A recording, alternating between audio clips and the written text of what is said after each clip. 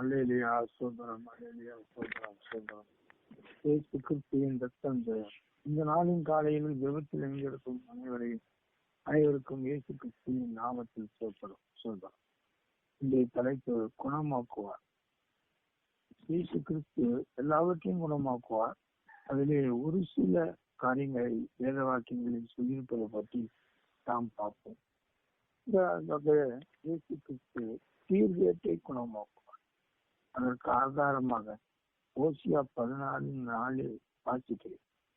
நான் அவர்கள் தீர்க்கத்தை குணமாக்குவேன், அவர்களை மனப்பூர்வமாய் சிநேகிப்பேன், என் கோபம் அவர்களை விட்டு நீங்கிற்று.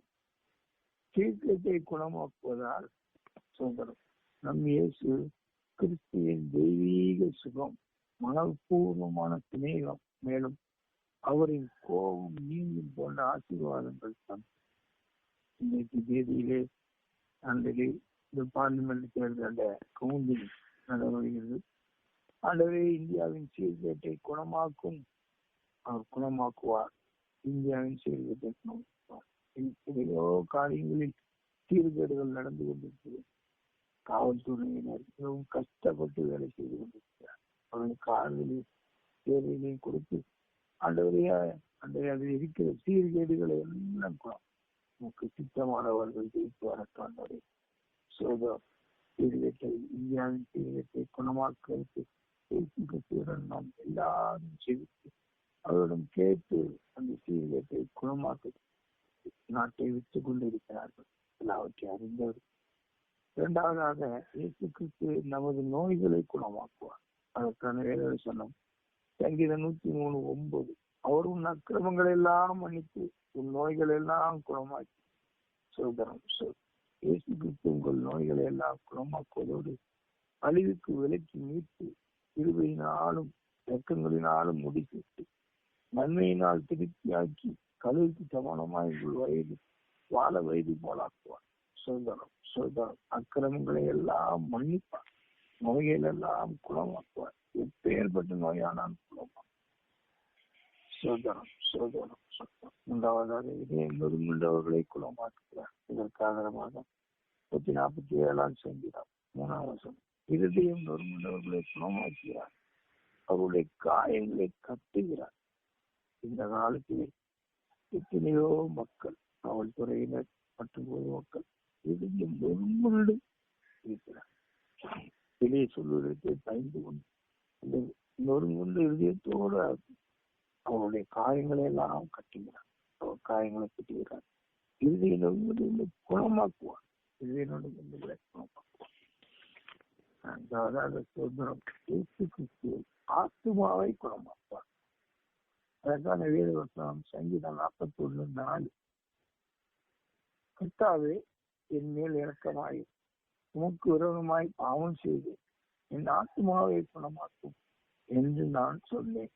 சொல்கிறோம். இயேசு கிறிஸ்து நமது ஆத்மாவை குணமாக்க எப்போது நமது பாவத்தை அறிக்கையிட உமக்கு விரோதமாய் பாவம் செய்வேன், ஆனாலும் இரக்கமாய் ஆண்டவரே அவர்தான் நம்மை ஒப்படைத்தார், நம்முடைய சரணாகதி அடைந்தார்.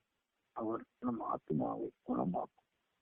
அடுத்ததாக இயேசு கிறிஸ்து அடிக்காயத்தை குணமாக்குவார். 30:26 கூறப்பட்டுள்ளது.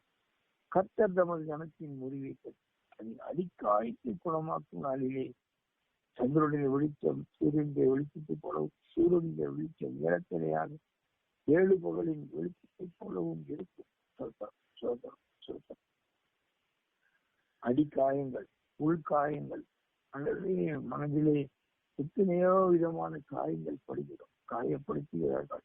அல்லது எல்லாவற்றையும் அவர் குணமாக்குகிறார். அப்போது நமது வெளிச்சம் பிரகாசிக்கும். நம்மளே இருக்கிற வெளிச்சம் பிரகாசிக்கும் போது ஆண்டவரே சூரியனுடைய வெளிச்சம் ஏலத்தனையாய் 7 பகலின் வெளிச்சத்தை போல ஆண்டவரே கிறிஸ்தவர்கள் ஒவ்வொருவரையும் நீர் குணமாக்கி அடிக்காயத்தை கட்டுகிறீர். அதற்காக சோதம். அடுத்ததாக திரையிருப்பை திருப்பி குணமாக்குவார். ஓசியா 7:1 சொல்கிறோம். நான் என் ஜனத்தின் திரையிருப்பை திருப்பும் போதும், நான் இஸ்ரவேலை குணமாக்க விரும்பும் போதும், எப்பிராயீமின் அக்கிரமமும் சமாரியாவின் பொல்லாப்பும் வெளிப்படுத்தப்படும்.